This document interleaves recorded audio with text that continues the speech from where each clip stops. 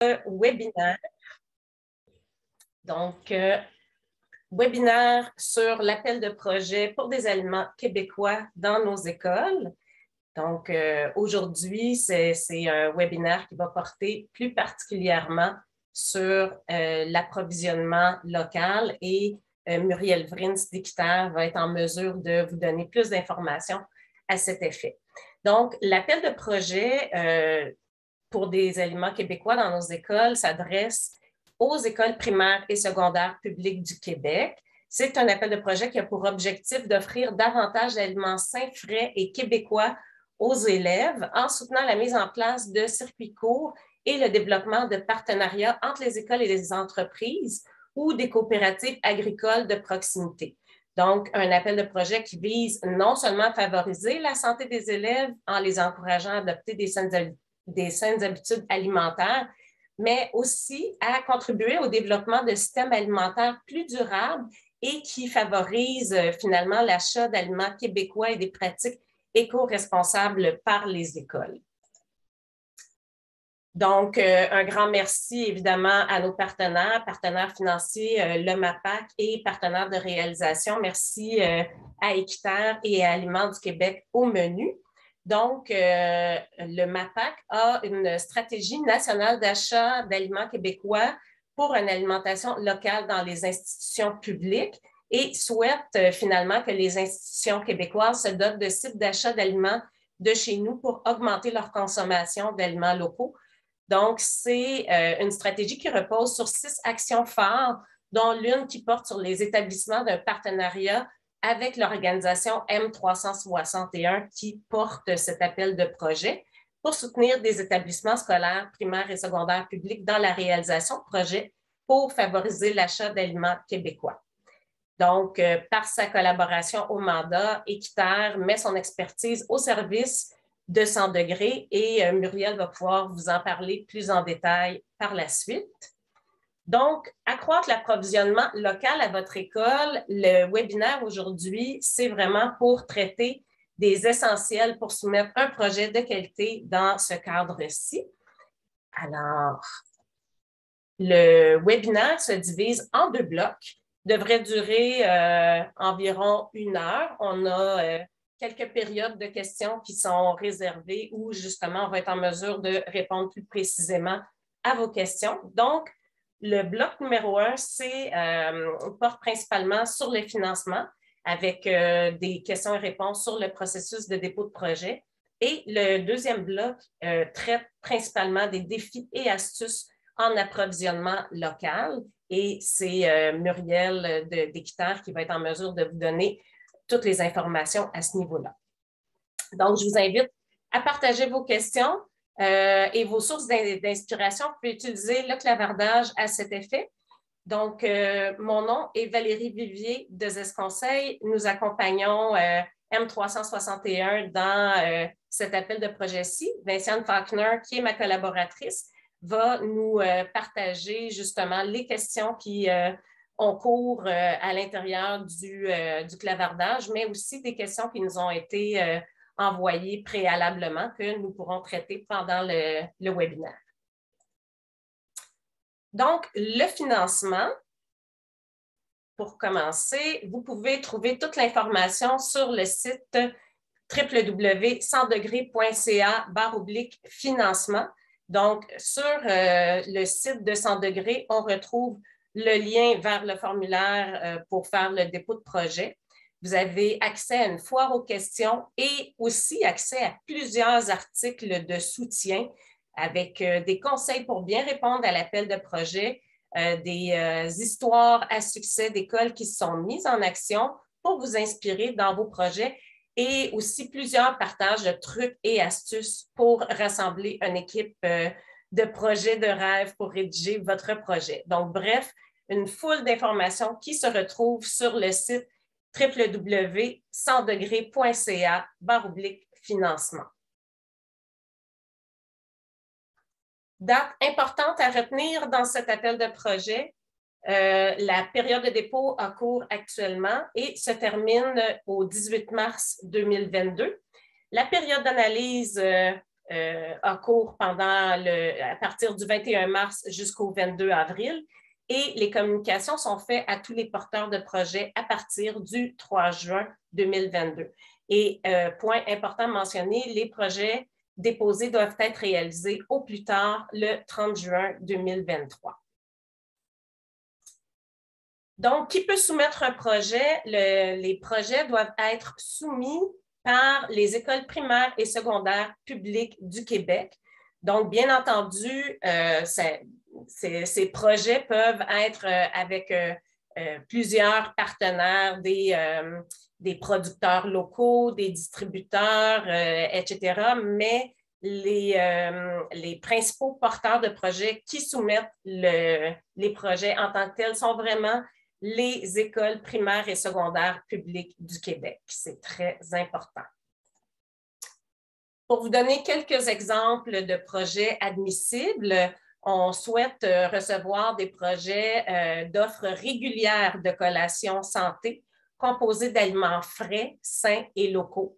Des projets, par exemple, de mise en place d'un comptoir à salade mobile afin d'offrir sur une base régulière des aliments frais, sains et québécois, ou encore la bonification d'un menu régulier de cafétéria avec des aliments frais et québécois.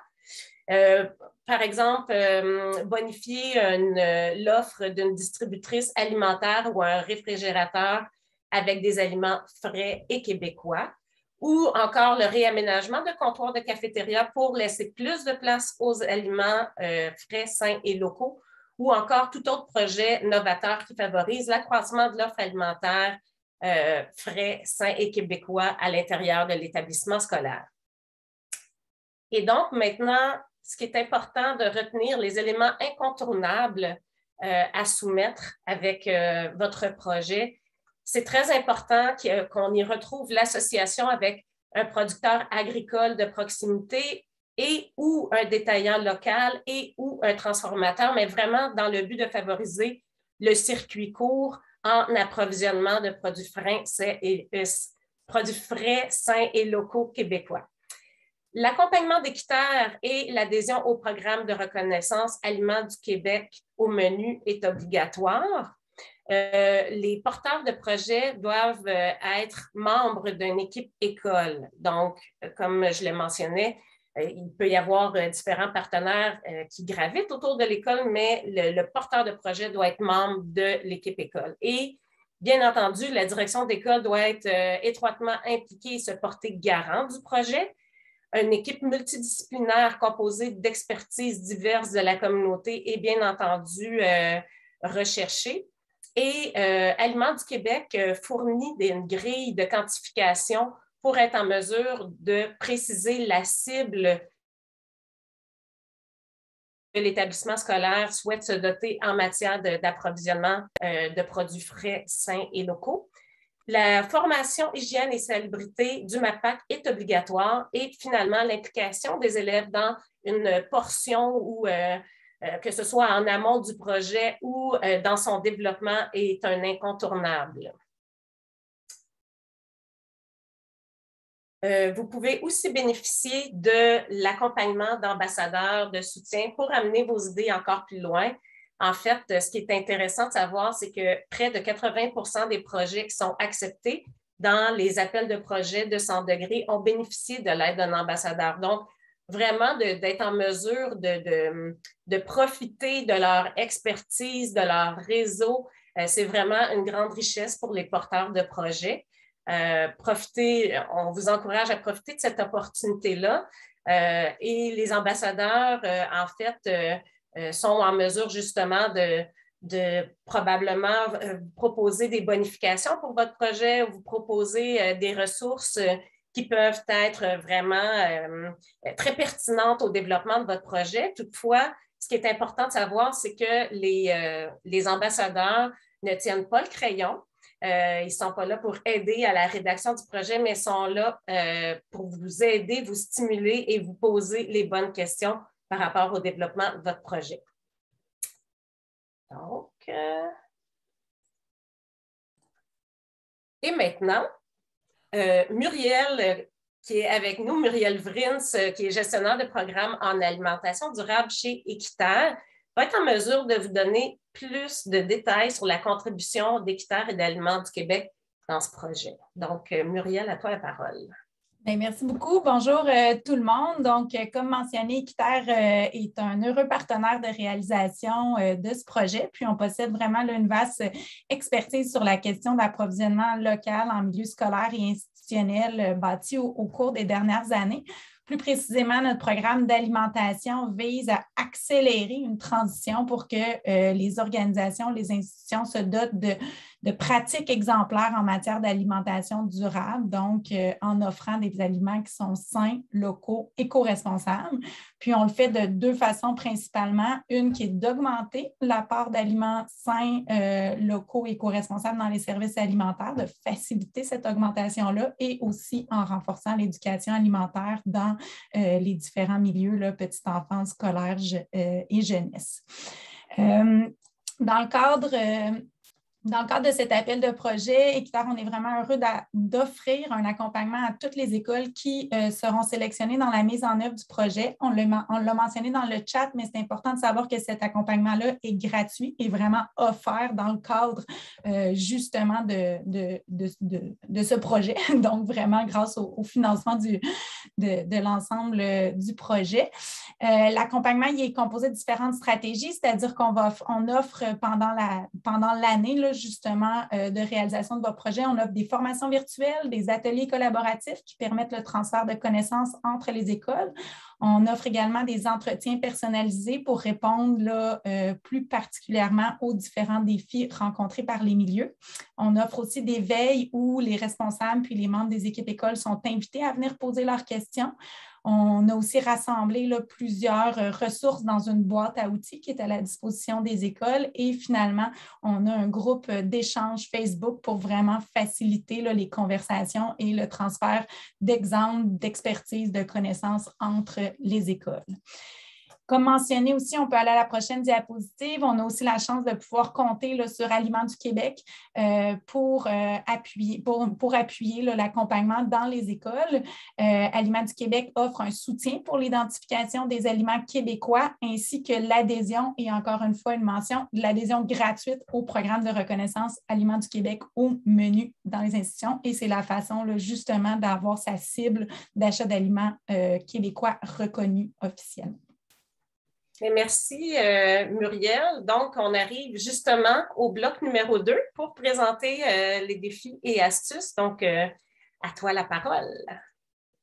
Oui, donc je reprends. Donc, dans le cadre de ce webinaire-là, on a décidé de vous présenter deux défis qui sont en fait là, assez fréquents rencontrés par les écoles dans la planification puis la mise en place de votre projet. Puis pour chacun de ces défis-là, on va analyser les risques potentiels, puis ensuite, on va vous présenter là, quelques astuces pour pouvoir prévenir ces risques puis vraiment solidifier votre projet. Donc, on peut aller à la prochaine diapo. Juste avant d'embarquer, je vous ai parlé de l'accompagnement qu'Équiterre on offre. Juste vous mentionner là, que c'est ça, au fil des années, Équiterre, on a accompagné beaucoup d'institutions publiques. Depuis 2018, ici, Équiterre accompagne près d'une quinzaine d'écoles pour mettre en place des projets en alimentation durable puis des activités éducatives dans leur milieu. Ces écoles-ci ont reçu une bourse de la ferme à l'école qui leur ont vraiment permis d'impliquer les élèves dans la culture, la récolte, la préparation, la transformation, puis le service d'aliments sains, locaux, éco-responsables dans un comptoir à salade offert régulièrement. Puis, c'est vraiment là, un programme de bourse qu'on travaille en collaboration avec l'organisme de la ferme à la Cafétéria Canada. Ensuite, si on va à la prochaine diapositive, depuis mai 2021, Équiterre, on accompagne 35 nouvelles écoles partout au Québec. Puis ces écoles-ci ont reçu un financement dans le cadre de l'appel de projet 200 degrés, alimenter nos élèves pour des aliments sains, frais et locaux au menu des écoles, ainsi que la première édition du parcours Impulsion. Ces écoles, les 35 écoles sont vraiment réparties à travers le Québec, donc 15 régions administratives du Québec, et ont mis en place là, dans leur milieu une offre régulière de collation santé, un service de comptoir à salade ou encore ont bonifié là, le menu de la cafétéria scolaire avec un approvisionnement d'aliments québécois. Donc, on va être heureux d'en accompagner une prochaine cohorte justement là, grâce à ce présent appel de projet. Je vais passer là, le rôle d'équiteur, je vous l'ai principalement dit, c'est vraiment de venir fournir là, un accompagnement aux projets, aux écoles qui sont sélectionnées pour vraiment venir soutenir, solidifier votre projet. Donc, on va aider tant au démarrage, à la consolidation, à la pérennisation, au soutien et à l'évaluation du projet. Donc, si on rentre dans le vif du sujet, comme je vous l'avais dit, on a choisi 2 défis. Le premier, c'est vraiment le défi de la super ressource, quand tout repose sur les épaules, souvent d'une seule personne. Et on va vous présenter 6 astuces pour tenter justement de l'adresser. Et ensuite, le deuxième défi, c'est quand on a une multitude de petits projets là, en parallèle, mais sans nécessairement avoir une vision globale. Donc, le premier défi, puis peut-être juste mentionner aussi là, que beaucoup, on peut passer à la prochaine diapositive. Vous mentionnez que beaucoup de photos, évidemment, ont été prises là, avant la pandémie, donc c'est tout à fait normal. Là. Si vous ne retrouvez pas nécessairement toutes les mesures sanitaires appliquées, bien, c'est parce que justement, si c'est le cas, elles datent d'avant 2020. Donc, on peut aller à la prochaine. Le premier défi, c'est ça, c'est vraiment quand tout repose sur les épaules d'une seule personne. Il y a beaucoup de projets qui ont été menés par une personne très, très enthousiaste, très, très inspirée, qu'on va souvent appeler une superwoman ou un superman. Ça peut être vraiment motivant de voir un leader de projet, de voir un ou une leader de projet, mais souvent, cette situation, elle risque d'être à l'origine de ce qu'on appelle un peu le syndrome de la super ressource. C'est une situation dans laquelle une personne, justement, devient en charge de la coordination du projet, mais vraiment dans sa totalité. Puis dans le type de projet comme ici, on veut vraiment, si on veut qu'il soit durable, périn dans le temps, puis qu'il s'étende sur plusieurs années avec beaucoup de partenaires, bien, c'est sûr que ça va demander une charge de travail incroyable, pas juste au démarrage, pas juste au lancement. Donc, la consolidation, la pérennisation du projet ne dépend plus que de cette... Si c'est le cas, bien à ce moment-là, vraiment, tout repose sur les épaules d'une seule personne, puis la consolidation, la pérennisation ne dépend plus que de cette personne-là et ça va générer beaucoup de travail. Évidemment, bien, je veux dire, ça vient pas tout le temps naturellement. Ce n'est pas le souhait. Souvent, c'est un défi qui prend racine parce qu'on manque de temps, on manque de ressources humaines. Un problème d'autant plus fréquent, là, justement, dans le contexte de la COVID-19. Souvent aussi, les projets liés à l'alimentation saine, durable dans les milieux scolaires sont liés à des convictions profondes de personnes qui veulent initier le projet. Ça vient vraiment les toucher à leurs valeurs. Donc, c'est pourquoi souvent, c'est ces personnes-là qui amènent le projet puis qui est difficile des fois de le passer dans d'autres mains. On peut aller à la suivante. Qu'est-ce que ça amène comme risque? Bien, d'abord, les risques, c'est de ne pas réussir à concrétiser certains partenariats pour diverses raisons, parce qu'on n'a pas nécessairement le temps de faire des démarches, des démarches de recherche pour entretenir les ententes ou encore un manque d'expertise ou d'idées de partenariat. Il est vraiment difficile d'avoir une expertise ou des contacts à la fois en approvisionnement, en agriculture, en agronomie, en éducation alimentaire, en gestion de projet. Donc, puis sans partenariat, souvent, bien, la personne responsable se sent encore plus seule. Le deuxième risque, c'est dans le fond de mettre en place un projet qui est non ou peu documenté, c'est-à-dire sans document de base pour que d'autres personnes puissent comprendre le projet sans devoir le passer par le ou la responsable. Donc, si celle-ci ou celui-ci n'a pas le temps d'informer les collaborateurs ou de s'absenter, bien, le projet est souvent sans référence puis il ne peut pas fonctionner ou n'est pas durable dans le temps. Dans la même idée, le projet qui est porté par une personne seule, bien, souvent, c'est une planification déficitaire parce qu'évidemment, on n'a pas toujours le temps, on est pris dans le feu de l'action, puis il nous manque parfois là, du recul pour planifier les différents objectifs, puis aussi garder là, le cap tout au long du projet. Et enfin, bien, tout le travail de planification, de documentation, de réalisation, d'entente, c'est vraiment beaucoup pour une personne. Donc, ce qui est le risque ici, c'est que malheureusement, des fois, le projet, bien, si la personne quitte, bien, à ce moment-là, le projet tombe à l'eau. Donc, c'est ce qu'on veut vraiment éviter. Alors, allons tout de suite dans les astuces Première astuce, c'est vraiment de documenter dès le départ, là, dès l'écriture maintenant du projet, dans le cadre de l'appel de projet, de vraiment bien le documenter.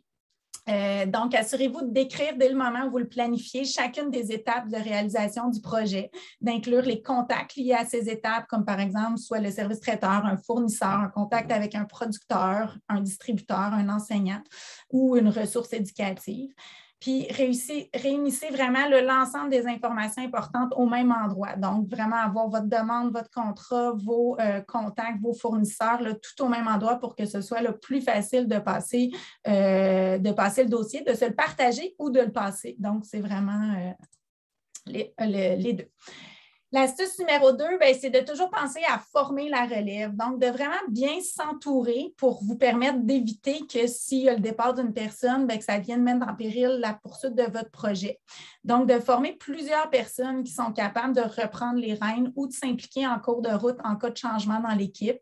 Évidemment, là, je le sais que ce n'est pas toujours facile, c'est l'idéal, puis on doit aussi coopérer avec un contexte où des fois, là, le manque de ressources humaines est criant, mais c'est vraiment, là, si on peut, là, de vraiment pouvoir aller chercher le plus d'alliés possible autour de nous, puis ajouter à votre documentation aussi des procédures essentielles là, au fonctionnement du projet. Donc, par exemple, une marche à suivre pour faire la commande des aliments, pour préparer les collations. Donc, ça va permettre beaucoup plus de versatilité si une personne a à quitter. C'est ça. Astuce numéro 3, c'est vraiment de planifier les objectifs. Donc, vous décidiez de mettre en place un comptoir à salade, d'offrir des collations ou encore de bonifier le menu de la cafétéria. C'est vraiment important, là, en fait, un incontournable d'établir des objectifs qui sont clairs. Ça va vraiment vous permettre, dans le fond, de ne pas s'égarer en cours de route, puis vraiment garder le cap, garder le focus sur l'alimentation saine, locale et éco-responsable au cœur du projet. Autant par l'approvisionnement, donc par les aliments qu'on offre, puis aussi dans les activités éducatives. Donc, il est important de se fixer des objectifs qui sont clairs, mesurables, réalistes. Ensuite, de se fixer aussi des indicateurs, comment on peut justement les mesurer pour suivre la progression de la réalisation du projet et les résultats obtenus. Donc, par exemple, si vous désirez une augmentation de l'achat d'aliments sains, locaux et éco-responsables à l'école de façon graduelle et permanente, vous pourriez vous donner un premier objectif d'augmenter de 10 votre volume d'achat d'aliments québécois au cours de la première année. Puis ensuite, ce pourcentage-là peut augmenter d'année après année. Par exemple, une deuxième année, ça pourrait atteindre 25 Donc, votre indicateur, c'est le volume d'achat d'aliments locaux qui est calculé là, justement en dollars. Donc, on extrait un pourcentage. Puis, c'est dans le cadre ici là, de l'accompagnement par Aliments du Québec au menu, on procède justement à un soutien à la quantification de l'achat local. Donc, on peut vraiment avoir le nombre, c'est un exercice qu'on fait dans le cadre, on a vraiment le nombre, le pourcentage, puis on peut voir là, plus clairement à l'augmentation graduelle.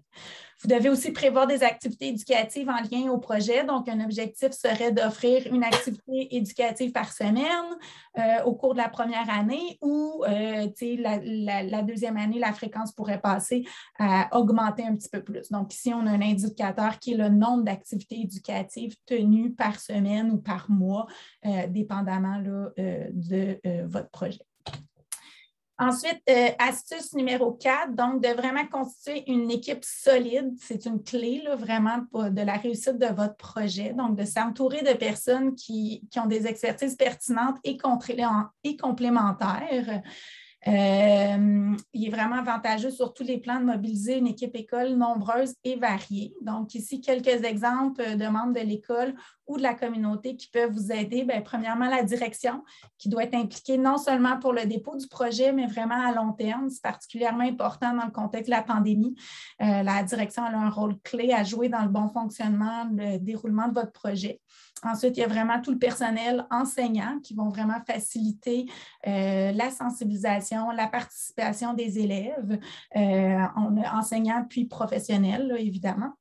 Ensuite, toute l'équipe du service de garde qui peut aider vraiment là, un soutien, qui peut aider à l'organisation d'activités, de sorties et même carrément là, de services là, d'aliments. Il y en a beaucoup qui c'est des services de garde qui prennent vraiment là, tout le leadership de l'offre, par exemple, du comptoir à salade.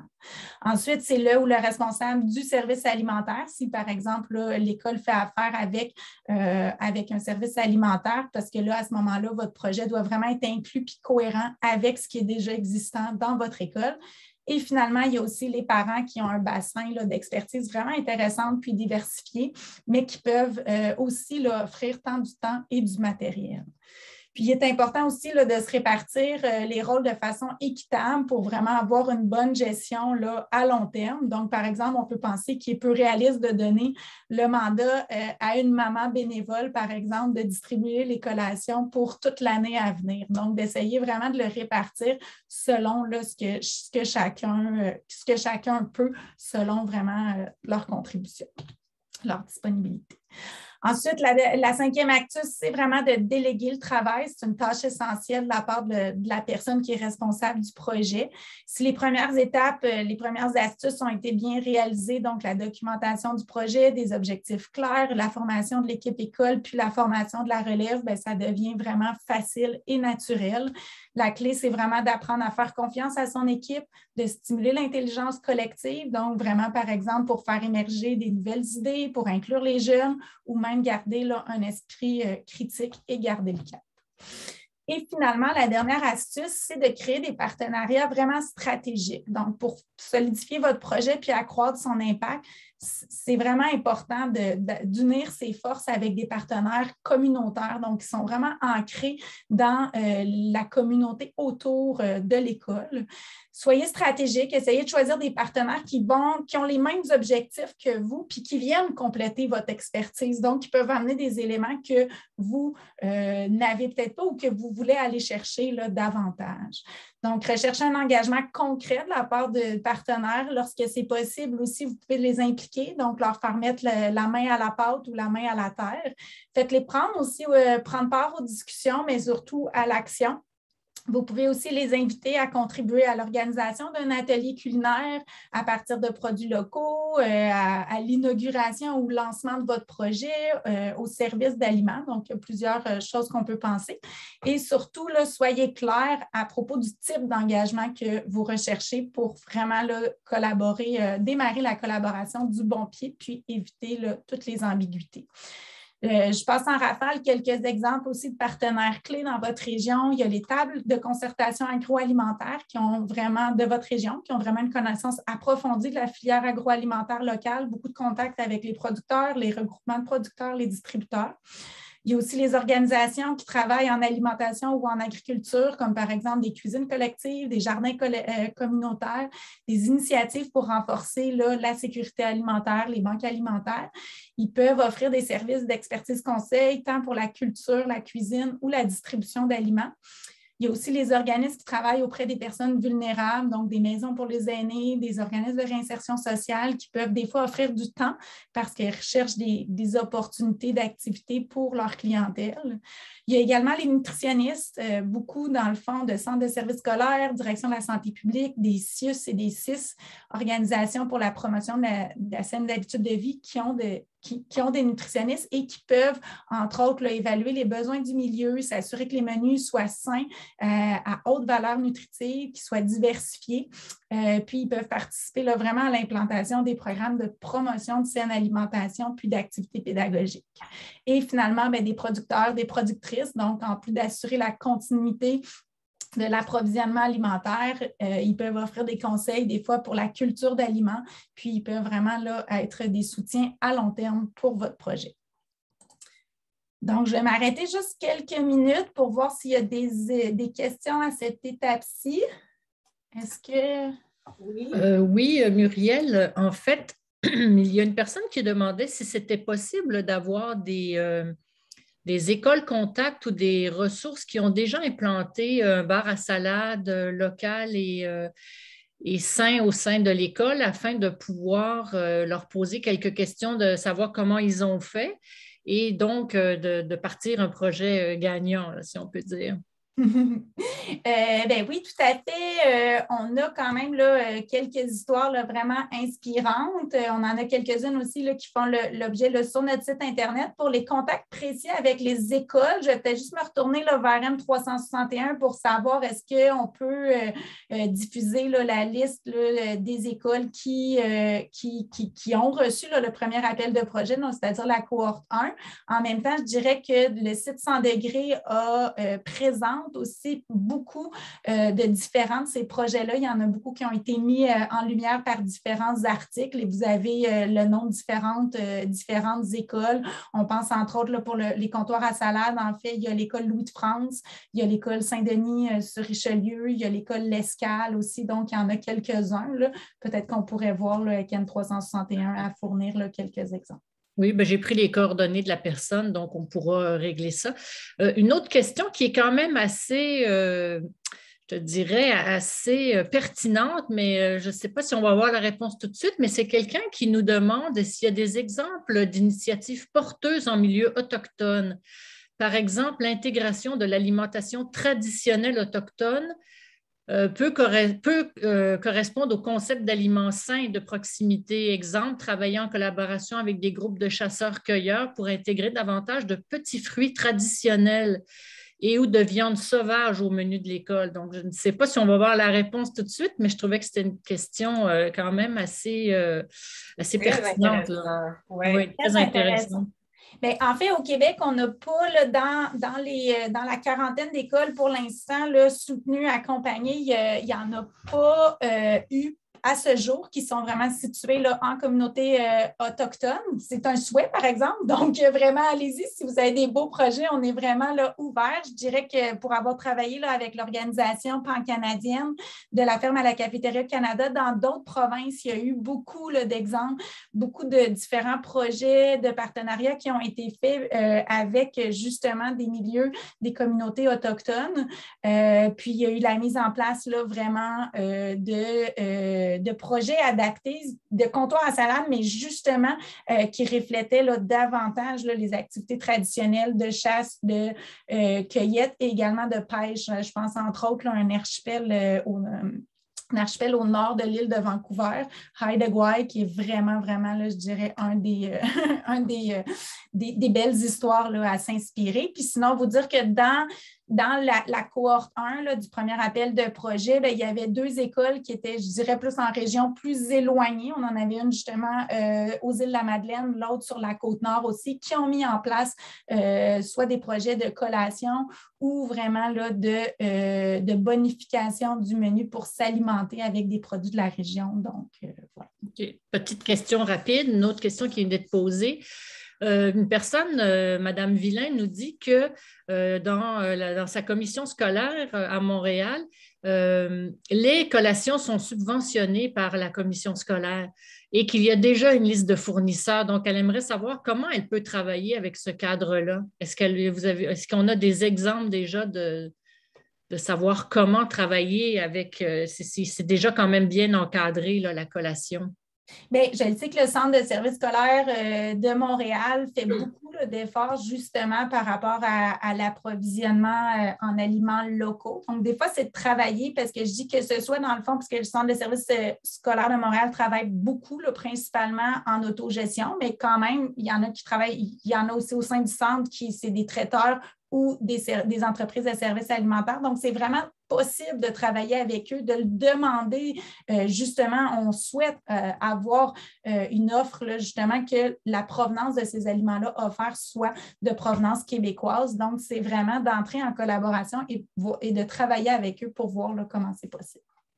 Mais merci beaucoup. On va poursuivre la présentation et on aura une autre période de questions un peu plus tard. Donc, maintenant, on arrive au deuxième défi. Donc, Muriel, si tu veux nous partager au niveau du deuxième défi.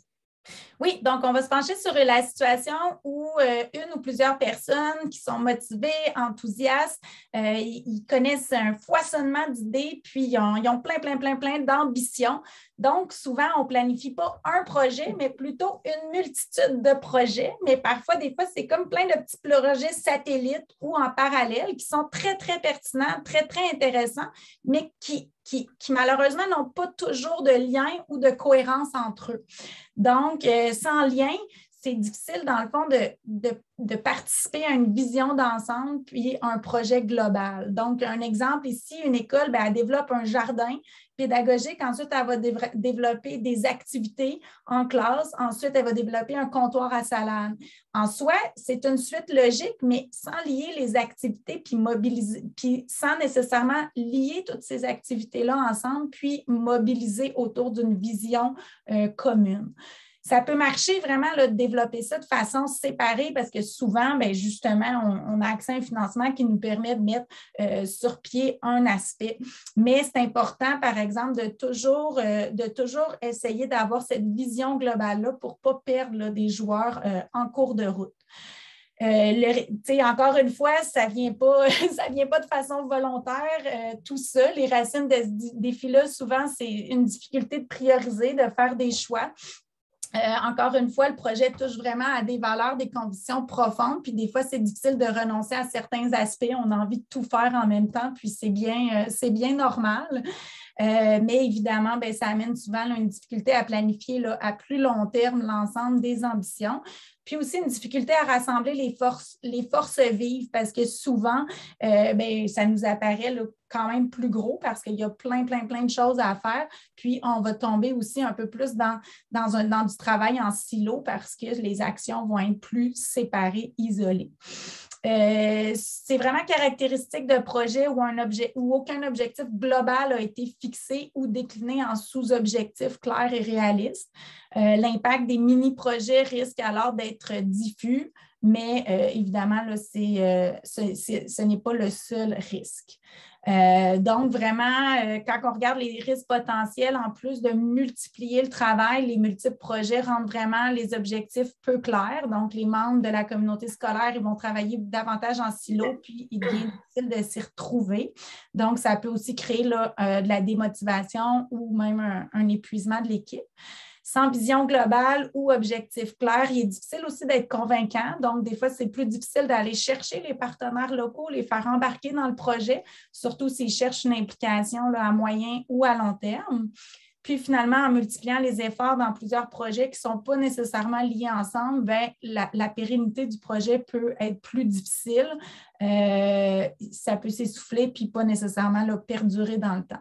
Donc, par exemple, on crée des outils de communication puis de promotion différents pour chaque projet. Ce n'est pas toujours transférable, donc ce n'est pas réutilisable. Donc, finalement, bien, en bout de ligne, il ne dure pas là, dans le temps. Mais comment contrer tout ça? Alors, si on regarde la première astuce, c'est vraiment en analysant l'offre alimentaire qui est déjà en place dans votre école, vous pouvez là, vraiment déterminer avec votre équipe la problématique dès le départ, c'est-à-dire l'enjeu auquel vous souhaitez répondre. Puis, en identifiant cette problématique-là, vous serez vraiment mieux à même de déterminer le type de projet d'approvisionnement local que vous souhaitez mettre en place pour améliorer la situation que vous venez de déterminer, donc la problématique. Ainsi, aussi, ça peut être intéressant de vous former, de former votre rêve partagé, puis d'entériner vraiment une vision du projet dès le départ. Parce que ça va vraiment faciliter la mobilisation de votre équipe qui à ce moment-là va être sur la même longueur d'onde. Donc, c'est quoi le souhait? C'est quoi notre rêve? Parce que si tout est décousu en matière d'objectifs, bien, c'est moins tentant pour les partenaires de s'impliquer et ça peut être aussi là, démobilisant pour l'équipe du projet. Aussi de savoir que vous allez pouvoir mesurer l'atteinte de cet objectif-là, puis des sous-objectifs, bien, ça contribue vraiment là, à l'atteinte de la vision. Si on regarde l'astuce numéro 2, bien, s'assurer vraiment que les demandes de financement répondent bien à l'objectif. Donc, si vous fixez un objectif global puis des sous-objectifs clairs, ensuite, il devient vraiment plus facile d'arrimer les demandes de financement. Donc, il est possible de repérer rapidement, simplement, si le financement est adéquat et il peut cadrer là, justement avec votre projet. C'est un réel là, gain de temps. C'est sûr que, bon, évidemment, on le sait, des fois aussi, on voit il y a des opportunités de financement, puis il faut aussi être réactif à ces opportunités-là. Mais c'est toujours bon, là, vraiment, de se reposer la question à savoir est-ce que vraiment là, l'objectif du financement répond à l'objectif du projet que je souhaite mettre. Ça va être un gain d'énergie parce que c'est ça, sauter sur chaque demande de financement, bien, ça peut être gagnant quelquefois, mais ça peut aussi engendrer là, beaucoup de travail en plus, puis mener là, parfois aussi à l'épuisement de l'équipe. Donc, il faut essayer là, d'éviter les détours inutiles. Ensuite, l'astuce numéro 3, c'est vraiment bâtir sur l'existant à l'école et dans la communauté. Souvent, on ne part pas de zéro, loin de là. Donc, c'est vraiment important de regarder là, qu'est-ce qui existe autour de nous. D'expérience, on peut vraiment vous assurer qu'il est toujours préférable de venir bonifier l'offre alimentaire de votre école plutôt que d'essayer vraiment de bâtir un projet en parallèle. Souvent, c'est pas nécessaire. Ça va être énormément énergivore de repartir à neuf. Donc, l'existant donne une place à de la bonification qui peut avoir un maximum d'impact. Évidemment, s'il n'y en a pas, là, on peut vraiment le partir de zéro. Mais si vous voyez qu'il y en a déjà, regardez là, qu'est-ce qui est vraiment disponible. C'est aussi le meilleur moyen là, d'ancrer votre projet dans la réalité de votre milieu. Vous pouvez vous appuyer aussi sur une collaboration avec le service alimentaire ou le service traiteur qui est déjà présent ou encore sur l'approvisionnement de votre jardin pédagogique ou d'une serre qui est déjà en place dans votre milieu.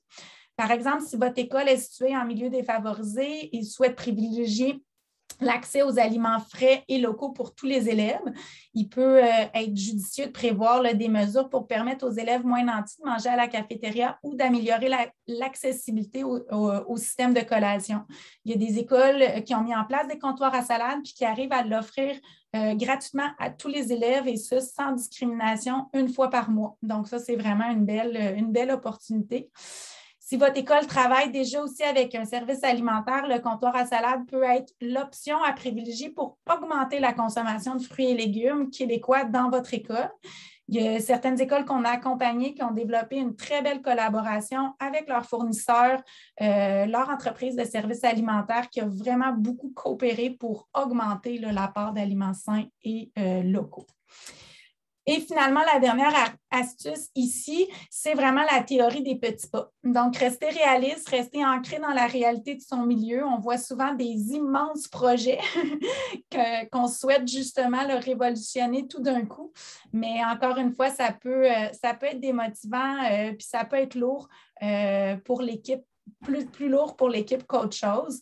Ça peut aussi là, pénaliser énormément dans une demande de financement si le projet n'apparaît pas faisable ou réaliste. Donc, d'essayer vraiment d'y aller un geste à la fois, petit pas, pour le voir grand au fil du temps. Puis aussi, très, très important, se nourrir de ses succès. Comme je dis, c'est très, très rare qu'on part à zéro. Je pense que même dans les dernières années, on a fait des bons au niveau justement d'une plus grande autonomie alimentaire, un plus grand achat local, achat d'aliments locaux autour de nous. Donc, c'est vraiment important de réaliser que les petits pas solides, réalisés un à la fois, sont un gage d'une plus grande pérennité et donc d'un impact. Il n'est pas impossible de réaliser plusieurs projets à la fois, loin de là, mais plutôt et plusieurs petits pas à la fois, mais justement à condition que tous ceux-là s'en aillent dans la même direction. Pour terminer, tous ces éléments de succès se retrouvent dans un petit schéma là, récapitulatif ici.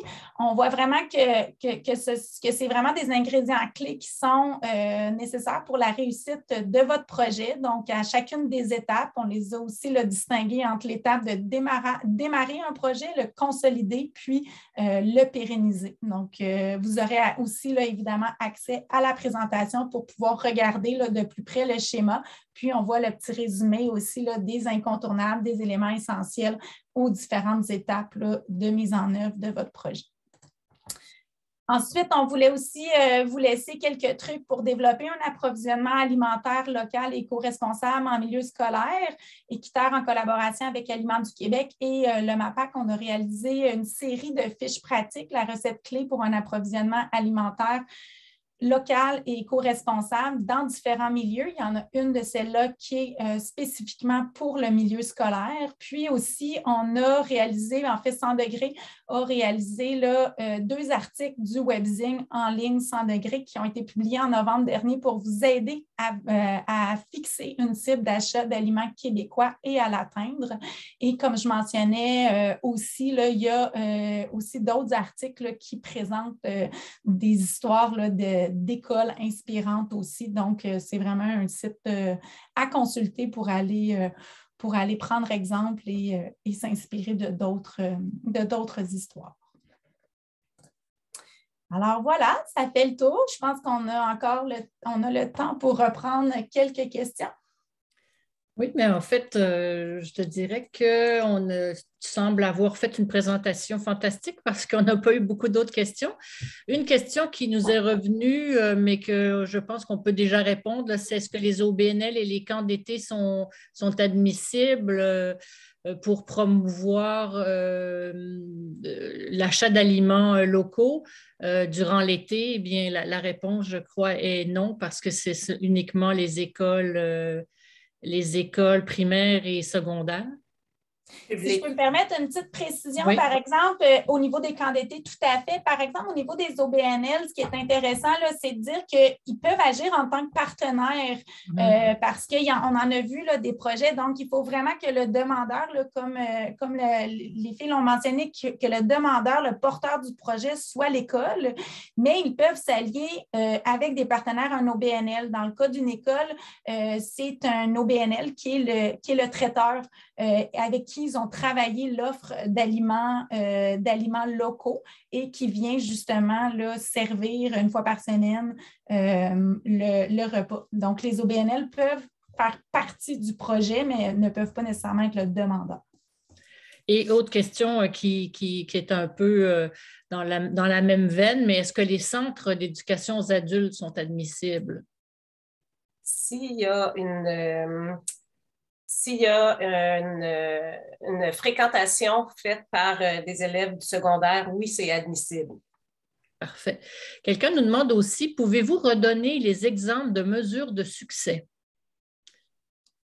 Donc, ça, est-ce que c'était dans la présentation? Moi, j'avoue que je répondais au chat, donc j'avais beaucoup de questions, donc je n'ai pas vraiment porté très attention à la présentation, mais donc, M. Rigaud demande si on pourrait redonner les exemples de mesures de succès. Je ne sais pas si c'est ça que vous faisiez référence. Je pense que l'ensemble, dans le fond, de la présentation, l'objectif, c'était là, de donner là, différents exemples de mesures de succès. Je ne sais pas si vous faites référence, entre autres, là, au schéma récapitulatif dont je vous ai parlé, donc à l'étape de démarrage. Les mesures de succès, elles sont quoi? Elles sont de définir le projet et ses objectifs. Elles sont de constituer l'équipe idéale, de cibler ses besoins, de penser justement hygiène et salubrité aux bonnes mesures à mettre en place, de faire des liens, des partenariats avec des fournisseurs locaux, d'élaborer des menus sains, donc à qualité nutritive, qui sont à partir d'aliments québécois et le plus possible éco-responsables, s'inspirer de champions, donc aller prendre des exemples et finalement avoir un plan de match qui est concret, facile et atteignable. De toute façon, on peut rappeler aux gens que le PowerPoint pourra leur être envoyé. Là, donc, ils pourront avoir le récapitulatif là, de tout ce que tu as présenté aujourd'hui. J'ai une autre petite question qui rentre. D'accord. OK, bon, je vais la gérer, celle-ci. Parfait. En attendant, parfait. On a quand même aussi un récapitulatif des questions les plus souvent posées. Donc, on va faire un petit retour rapide sur ces éléments-là. Ce sont des informations que vous pouvez retrouver dans la foire aux questions sur le site de 100 degrés/financement. Mais quand même, on vous les présente ici. Donc, le montant maximal accordé par projet est de 15 000 $ par établissement scolaire.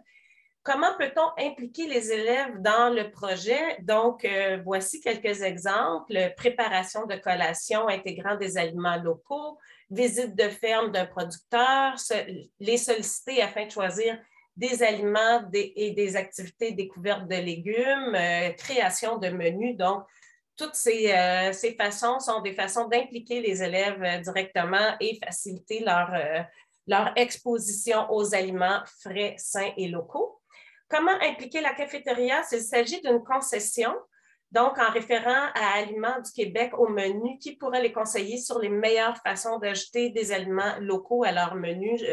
Je crois, Muriel, qu'Aliments du Québec a vraiment plusieurs éléments de précision sur comment impliquer justement des concessions alimentaires dans ce type de projet, n'est-ce pas? Oui. Un ambassadeur peut-il m'aider à rédiger mon projet? Donc, comme je vous l'ai mentionné d'entrée de jeu, le mandat des ambassadeurs est vraiment de vous guider dans les grandes lignes de votre projet et de vous référer vers une ressource afin de répondre à vos questions, mais ne sont pas là pour soutenir la rédaction du projet. Quand et de quelle façon recevrons-nous le financement? Donc, les porteurs de projet vont recevoir une réponse à partir du 3 juin. Et les projets retenus reçoivent un premier versement de 90 % à la signature du protocole d'entente et le 10 % restant est envoyé suite à l'acceptation de la reddition de compte. Et par rapport à la reddition de compte, doit-on garder nos factures? Bien entendu, vous devez garder toutes vos factures afin de remplir le formulaire de reddition de compte justifiant les montants dépensés à la fin du projet. Est-ce qu'une enveloppe est réservée par région par rapport à cet appel de projet-ci? Non, il n'y a pas d'enveloppe réservée. C'est une enveloppe globale pour l'ensemble du Québec, mais il y a quand même un souci d'équité qui est pris en compte lors de l'analyse des projets pour s'assurer qu'il y ait que chaque région du Québec, en fonction du nombre de projets déposés, soit en mesure de pouvoir avoir des projets qui se déploient dans leur région. Allez-vous promouvoir les projets financés dans vos outils de communication? Donc, oui, bien entendu, Centre de Gré prévoit réaliser des relations de presse régionales pour annoncer le soutien au projet suite à l'analyse. Deux autres petites questions, Valérie, dans le chat. Premièrement, une question qui nous demande, est-ce que c'est possible d'embaucher un chargé de projet étant donné que des fois, certains des projets sont quand même longs à monter, est-ce que c'est possible d'embaucher un chargé de projet, donc de le rémunérer à même les fonds accordés par Québec en forme? Par M361. Oui, désolée, par M361, désolée. Un passé qui me revient. J'ai regardé dans le guide, je pense qu'on va répondre à Mme Villain à cette réponse-là parce qu'il y a effectivement une réponse dans le guide, mais ça ne semble pas clair. Donc, Mme Villain, on va vous revenir là-dessus. Simplement me mettre votre courriel dans le chat et puis je vais vous revenir là-dessus. Madame Legault qui nous demande aussi, bon, le max accordé est de 15 000 $, mais le budget global est de combien? Combien de projets peuvent-ils être mis de l'avant? Donc, un seul projet, je crois, est possible par organisation, mais le budget global, il n'y a pas de limite dans le fond. En fait, le budget, l'enveloppe globale pour l'appel de projet, oui, vas-y, Muriel. C'est ça, la question ici était de savoir combien de projets au total vont être sélectionnés, c'est quoi l'enveloppe globale? Ah, d'accord. Je pensais que combien de projets une école pouvait déposer, la question pouvait, OK, d'accord. L'enveloppe globale pour l'appel de projet est de 400 000 $, je crois.